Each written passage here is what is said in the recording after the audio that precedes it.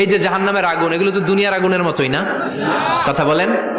বিষ্ণু বলেন নারুকুম হাযিহিল্লাতী তুকিদুন, যেই গ্যাসের চুলার আগুন দিয়ে রান্না করে তোমরা রান্না করো, জাহান্নামের আগুন কিন্তু ওই আগুন না। দুনিয়ার আগুনটা জাহান্নামের আগুন থেকে 70 গুণ কম তেজওয়ালা। দুনিয়ার আগুন থেকে জাহান্নামের আগুন 70 গুণ বেশি তেজওয়ালা, 70 গুণ বেশি উত্তাপ সম্পন্ন তেজওয়ালা। এজন্য জাহান্নামের আগুনকে আল্লাহ নামকরণ করেছেন, এটা হলো নারুল্লাহ, আল্লাহর আগুন। কার আগুন?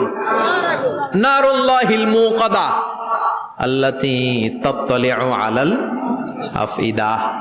দুনিয়ার আগুন আঙ্গুলে লাগলে আঙ্গুল জ্বলে যায়, দুনিয়ার আগুন পায়ের মধ্যে লাগলে পা জ্বলে যায়।